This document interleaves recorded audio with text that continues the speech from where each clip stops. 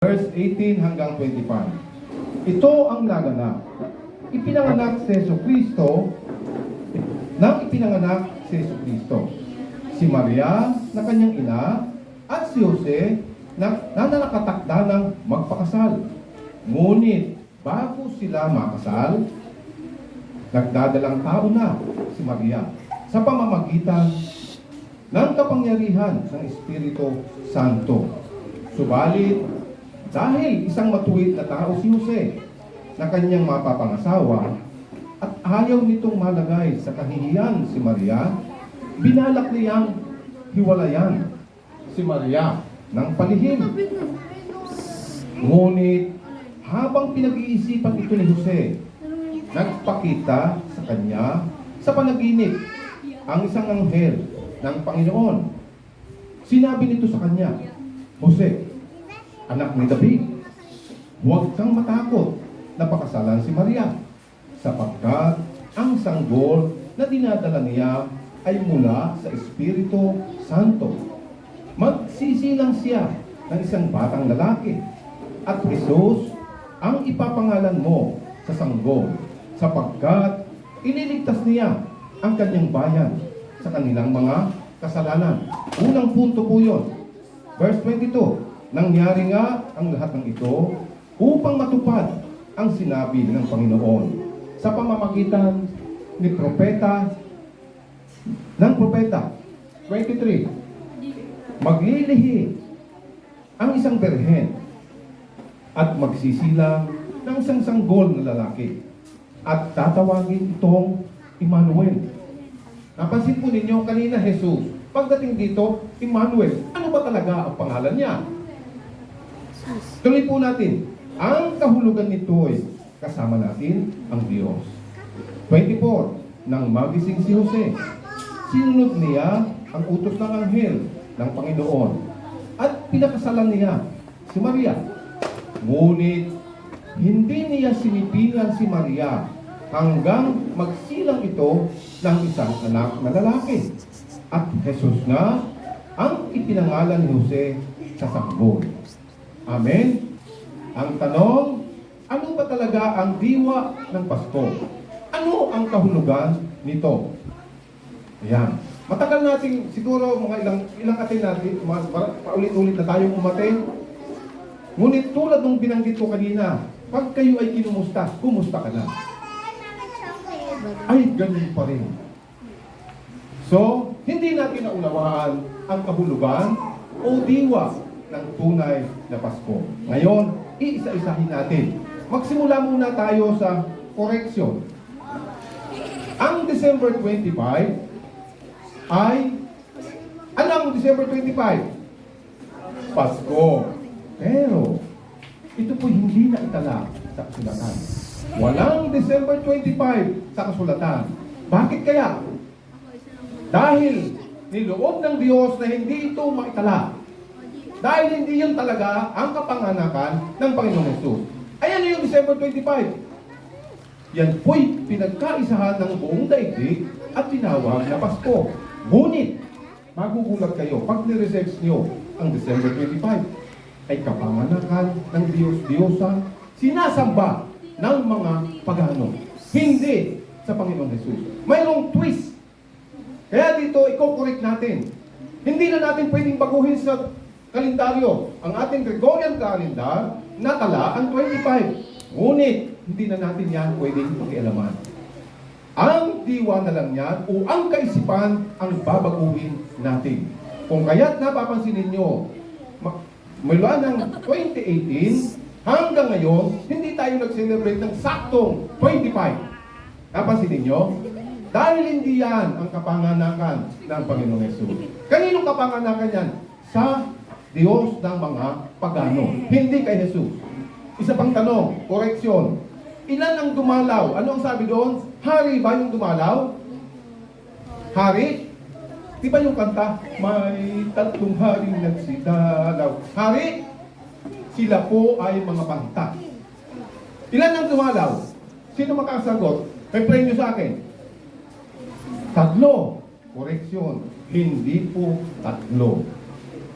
Hindi 3. Tingnan ninyo. Para ma-correct natin, Mateo chapter 2, ano ang sabi doon? Panahon ng paghahari ni Herodes sa Judea, nang ipinanganak si Jesus sa Bethlehem. May mga pantas mula pa sa silangan. Hindi po binanggit na mayroong 3 hari, may 3 pantas. Wala po, mga pantas. Sila po'y karaban. Marami sila. Yung gumawa nito ay ginawa po nilang idinepende nila doon sa inihandog. Ano yung mga inihandog? May dala silang insenso, may dalang ginto, at may dalang mera. Ito ay kinonekta nila doon sa 3 bagay na binigay. Ngunit correction, hindi po 3, kundi mga pantas. Ano po itong pantas na ito? Mga taong matatalino. Makinig po munang mabuti. Dito po kayo mag-focus. Tuloy po, Pastor Ernesto. Yung mga pantas na ito ay malayo ang pinanggalingan. So, unang koreksyon natin, ang December 25, hindi talaga kapanganakan ng Panginoon. Bilang mga Kristiyano, dapat alam natin yan. Pangalawa, na koreksyon, ay hindi 3 yung pantas. Marami sila. Saan ba sila pumunta? Sino makasasagot? Saan pumunta yung maraming pantas? Saan pumunta? Jesus. Kay Jesus. Tama yun. Pero, another correction, hindi na po sa Bethlehem. Dahil yung mga gumagawa ng mga manger, anong tawag doon? Yung Belen, laging nandoon yung tinatawag na 3 hari. Hindi po. Bilang correction, ito po. Babasahin natin mabuti. Chapter 2, verse 11. Anong sabi doon? Simulan na natin dito sa 9. Pagkarinig ng bili ng hari, sila'y nagpatuloy sa paghahanap. Ang bituin na nangunguna sa kanila mula pa sa silangan ay tumigil sa tapat ng kinaroroonan ng bata. Tanong, nasan yung bata? Ito na yung sagot. Number 11. Pagpasok sa bahay, nakita nila ang bata. Wala na po doon sa Belen. Another correction, wala na doon. Ilang taon na ang Panginoong Jesus?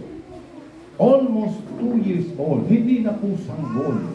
Dahil yung paglalakbay ng mga pantas, matagal po. Pumunta pa sila kay Haring Herodes, pagkatapos naglakbay sila ng matagal, inabot ng matagal. Hindi isang araw, dahil wala naman doong grab. Walang taxi, walang angkas, na pwedeng makarating kaagad. Naglalakad lamang sila. Pangatlong correction po yan. Una, ang Pasko ay hindi December 25. Yung dumalaw, hindi mga hari. Hindi 3, marami sila. Ika-4, wala na doon sa Belen. Nandoon na sa bahay. Maliwanag ang sinasabi ng kasulatan. Amin po. Ngayon, pumunta tayo doon sa ating pinakapunto. Ano nga ba talaga ang kahulugan o ang diwa ng Pasko? Hindi na sana po ako tatayo dito eh. Kasi doon sa kinakanta natin kanina, 2 beses, 3 beses, nandun yung diwa niya. Anong diwa ng Pasko? Pag-ibig. Iniibig ng Diyos. Ito na po yung natala na John 3:16. Gayon na lamang ang pag-ibig ng Diyos sa buong sanglibutan. Ibinigay niya ang kanyang buktong na anak. Yung kasunod nito, hindi na uunawaan. Upang ang sino mang sa kanya'y sumampalataya ay hindi mapahamak, pagkos ay magkaroon ng kaligtasan. Amen? Amen. Kung hindi po nagkaroon ng Pasko, walang ipapako sa krus. Ngayon, ang mga tao po, tingnan niyo po, pagpapasok ang Pasko, sino ang mga tuwan-tuwa? Mga bata. Pero yung may-ari ng mga kumpanya, hindi natutuwa. Bakit? Mamabawasan yung kanilang kita. Magbibigay sila ng 13th month, ng bonus. Sino pa ang isang hindi natutuwa pag Pasko? Yung mga ninong at ninang na kuripot na katulad ko. Ay, ang sakit nun. O di ba? Ang natutuwa, mga bata. Pero, dito sa ating pag-aaral, ang Pasko ay hindi sa mga bata. Dapat ituro natin sa kanila na ang diwa nito ay pag-ibig. Iniibig ang bawat isa sa inyo. Ang bawat isa sa atin. Iniibig ng Diyos. Kaya ipinigay niya si Jesus. Hindi tayo pupuko sa material na bagay. Tingnan ninyo yung ating pag-aaral nung nakaraan. Ano ang sabi doon? Pinakain ng Panginoong Yesus sa pamamagitan ng 5 tinapay at 2 isda. Yung 5,000, higit pa. Pero ano ang sinabi niya? Huwag niyong nasain ang pagkain na papanis. Hanapin ninyo ang pagkain tumatagal at hindi nasisira. Ibig sabihin, huwag tayong pumuko sa mga material na bagay. Bakit? Kapag dyan tayo umasa, fail ang buhay natin. Natutuwa po ako sa kilingan. Mahal na mahal ng Diyos. Ilang beses nagsipagbigay ang marami. At natutuwa ako dahil hindi man ako makapagbigay, at least sila nakapagbigay sa inyo. Kahapon, may nagbigay. Pero anong sabi ng mensahe? Kung wala raw si Kristo, walang kabuluhan ang buhay ng bawat tao. Kaya lang ang lakas ng boses niya. Parang nagagalit siya. Sumisigaw. Di ba? Napapansin ninyo? Ang inyo bang pastor ay sumisigaw? Mayroong sumasagot doon sa kabila. Sumisigaw din. Alam niyo po, ang pangangaral ng salita ng Diyos ay pwedeng malumanay. Pwede rin pasigaw. Pero, ingat po tayo. Bakit? Kapag puro pasigaw, pag uwi niyan, nagsisermon din sa bahay. Anong sabi? Nagsaing ka na ba? Ba't wala kayong ginawa? Diba? Maraming ganun, diba? Pero hindi ko nilalakad. Anyway, kahit na sa anong pamamaraan ang pangangaral, ang mahalaga na ipangangaral ang salita ng Diyos. Punta na tayo sa ating pinakapunto. Dito tayo mag-focus sa verse 21 na pinasa natin. Magsisilang siya ng isang batang lalaki at Jesus ang ipapangalan mo sa sanggol. Bakit kaya? Sapagkat ililigtas niya ang kanyang bayan sa kanilang mga kasalanan. Yun pala ang kahulugan ng tunay na Pasko. Iniligtas niya yung kanyang bayang Israel. Ngunit masakit mong tanggapin. Tinanggihan siya ng bayang Israel. Salamat, may mga hintil na nagmahal at umibig sa kanya. Kayo yun. Tayo yun. Na inibig natin si Jesus. Bakit kayo nandyan? Hindi dahil magandang lalaki ako. Di ba? Hindi dahil Pasko, kundi nandyan kayo dahil dapat maunawaan ninyo ang tunay na kahulugan ng Pasko. Para iligtas ang bansang Israel at iligtas ang bawat isa sa atin. Secondly na lang po yung pagbibigay. Dahil ang sabi nila, araw-araw Pasko. Yung pong pagbibigay ng Diyos ng kanyang anak, binibigyan din natin ng sukli na tayo din kapag tayo sa gana, namimigay din tayo. Outward manifestation. Yung inside manifestation, pagbabago ng buhay. Dahil iniligtas ka, dapat may makitang pagbabago sa buhay mo. Amen? Amen. Dahil kahit paulit-ulit yung Pasko dumating, kung tunay na hindi mo tinatanggap si Jesus, na siyang tagapagligtas, walang magbabago. Paulit-ulit lang ang buhay. Fail, fail, fail. Bakit? Nakapokus kasi sa material na bagay.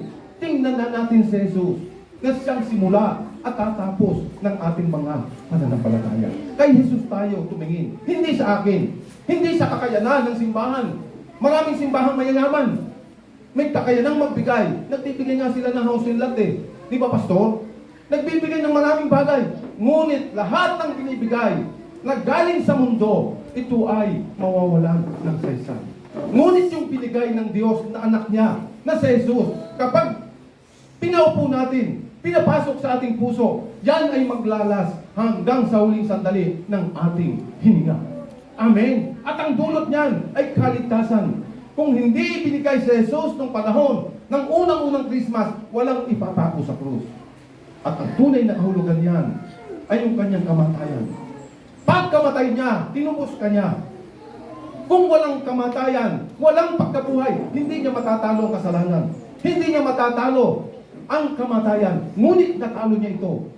Nagpasimula sa pagsilang hanggang sa umidad ng 33 years old, ipinako sa krus upang tubusin.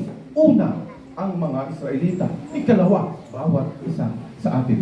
Pasok na po tayo sa ikalawang punto. Nangyari ang lahat ng ito upang matupad. Anong natupad? Isaiah 7:14. Ipinangako sa lumang tipan, magtrapadala ng tagapagligtas. At sa bagong tipan, natupad ito. At ito na yung sinasabi. Nangyari nga ang lahat na ito upang matupad ang sinasabi ng Panginoon sa pamamagitan ng propeta. Maglilihi ang isang berhen. Hindi ba kayo nagugulat dito? Isang berhen naglihi. Ano ang sabi nung natinig ko sa Facebook? Nadagalit yung nanay. Bakit buntis ka? Ay nag-aaral ka pa. Anong sagot? Ay si Maria nga po walang boyfriend, naglihi. Samantalang ako may boyfriend, natural lang. Pilosopo. Ano po? Anong sabi dito? Maglilihi ang isang berhen. Bakit berhen? Upang hindi magmana ng kasalanan. Upang maging pure ang Panginoong Hesus at maging totoong tagapagligtas. At magsisilang ng isang sanggol na lalaki at tatawagin itong Emmanuel. Ay di iba na pala yung pangalan niya. Hindi na Jesus. Mayroon po itong kasunod. Nang ang kahulugan nito'y kasama natin ang Diyos. Tanong, kasama mo ba ang Diyos? Amen. Amen. Kung tinanggap nga natin siya na Panginoon at tagapagligtas, kasama natin siya. So, bakit tayo nangangamba? Bakit sa pang-araw-araw natatakot tayo? Kasama pala natin ang Diyos. Bakit maraming mga nanay pag wala nang isasaing natatakot? Anak, mangutang ka na sa kapitbahay. Sa halip na sabihin, anak, manalangin tayo. Uulitin ko, nangyari po sa amin minsan. Wala talaga kaming isasaing. Alam niyo kung anong napagbalingan ko? Yung mga pato ko sa likod. Kinausap ko sila. Tulungan niyo akong manalangin. Kapag walang dumating na bigas, lahat kayo lulutuin ko. Ano ang sabi ng misis ko pagpasok ko? Oy, wala tayong isasaing. Nanalangin ako. Maya-maya, may tumukto. Si Brother Lori. Sa siyang masaklap ang nangyari sa buhay niya. Siya yung namatay sa salbali. Nabagsakan yung ulo niya habang nagbibideo. Kaya, mga magulang, mga kapatid, mga kaibigan, kung kasama natin ang Diyos na siyang Emmanuel, huwag tayong matakot. Huwag tayong magamba. Maraming pagsubok na dumadating. Dumadating talaga sa punto na mawawalan kayo ng isasaing. Bakit? Susubukin ng Diyos kung hanggang saan kayo nagtitiwala. At bakit hindi tayo magsipag-sipag? Di ba? Meron tayong kamay. Yung nga walang kamay, yung walang mata. Wag lang walang ulo, hindi na yung hihinga. Nagkakaroon ng pagkakataon, maghanap buhay. Tayo pa kaya? Kaya ang challenge ko din sa inyo, kapag kayo'y nagkaroon ng trabaho, mahalin ninyo ito. Respeto nyo yung nagbibigay ng trabaho. Kahit nuplihin pa ang utos sa inyo, mga pagsubok lang yun. Kapag nalagpasan ninyo, magtutuloy-tuloy ang inyong mga trabaho. At higit sa lahat, unawain natin na ang diwa ng Pasko, pag-ibig, iniibig ka, iniibig ako. Iniibig tayo ng Diyos. At siya yung tinatawag na Emmanuel, kasama natin. Kaya ako'y umaasa sa mga susunod na Pasko, hindi na kayong sasagot ng, kumusta ka? Ay dati pa rin. Hindi na po dapat ganun. Pag sinabing kumusta ka, mabuting mabuti. Progressive, umaabante. Amen? Amen. Palakpakan natin ang Panginoon. Glory to God. Hallelujah. Dito tayo wawakas. Yung Romans 12, ano ang sinasabi doon? Babasahin ko, dito tayo magwakas. Aklat ng Roma, upang palakasin ang bawat isa sa inyo. Dadating ang 2026. Romans, marami dito ang nakakabisado na ito. Romans 12:1. Kaya nga mga kapatid, si Pablo ang nagsasalita nito para sa church ng Roma. Alang-alang sa masaganang habag ng Diyos sa atin, ako'y nakikiusap sa inyo na ialay ninyo ang inyong sarili bilang isang handog na buhay, banal at kalugod-lugod sa Diyos. Ito ang karapat-dapat na pagsamba ninyo sa Diyos. Pangalawa, tandaan nyo mabuti, huwag kayong makiayon sa takbo ng mundong ito. Yun yung binabanggit ko kanina, lahat ay material na bagay. Lahat yan ay mawawala. Sa halip, hayaan ninyong baguhin ng Diyos ang inyong pag-iisip. Yung laging negatibo, gawin nating positive. Amen? Yung hindi kayang umibig, ibigin natin yung mga hindi kaibig-ibig. Upang maunawaan ninyo ang kanyang kalooban. Sa gayon, magagawa ninyo kung ano ang mabuti, kalugod-lugod at ganap na kalooban ng Diyos. Hindi ko na kailangan i-elaborate pa. Napakalinaw. Number 3, verse 3, linawin natin. Dahil sa kagandahang loob ng Diyos sa akin, sinasabi ni Pablo, sinasabi ko sa bawat isa sa inyo at sa atin din, huwag ninyong pahalagahan ang inyong sarili nang higit sa nararapat. Minsan, ang tingin natin ay importante tayo. Pero, ang Diyos, ano ang sabi doon? Pwede tayong palitan. Kahit na ako dito. Kapag ako'y nagmalapis, aalisin ako dito ng Diyos. Isipin natin ang kabubuti ng ating kapwa, hindi ng ating sarili. Sa halip, pagkaisipin ninyong mabuti ang tunay ninyong katayuan ayon sa sukat ng pananampalatayang pinagkaloob ng Diyos sa bawat isa sa inyo. May kanya-kanyang pananampalataya. May malaki, may maliit. Huwag nating hamakin yung may maliit lamang. Sa halip, turuan natin siya. Gabayan natin siya. Lalong-lalo na yung mga bago pa lamang. Amen po? Amen. Ngayon, naunawaan ninyo ang diwa at kahulugan ng Pasko. At naniniwala ako, sa susunod na Pasko, progressive ang bawat isa sa atin. Amen? Amen. Tayong lahat ay yumuko at manalangin. Dakilang Diyos, nagpapasalamat po kami sa araw na ito. Inaalala namin ang pagdating ng Panginoong Hesus. Siya'y dumating upang ipako sa cross at ihandog alang-alang sa kaligtasan ng bansang Israel at sa kaligtasan din ng naming mga himpiin. O dakilang Diyos, ikaw nga, Panginoong Hesus, ang siyang Emmanuel na suma sa atin. Sa lumang tipan, ikaw ay malayo. Ngunit sa bago, ikaw ay kasama na namin. Kaya nga salamat sa biyayang ito na ikaw ay aming kapiling. O dakilang Diyos, pagpalain mo mga kapatid kong ito na nakinig sa umaga nito. Tunay, ang diwa ng Pasko at ang kanyang ang meaning nito ay lubos nawa namin naunawaan. Upang sa mga susunod na araw ng Pasko ay hindi na kami katulad ng dati, kundi kami ay progresibo. Umaabante, nagiging matatag na Kristiyano, nagiging isang halimbawa sa aming sambahayan, sa aming lipunan, sa aming iglesia. Dakilang Diyos, salamat. Purihin ka, luwalhatiin ka. Sa pangalan ng Panginoong Hesus, ito po ang aming sama-samang panalangin. Amen and amen. Palakpakan natin ang Panginoon.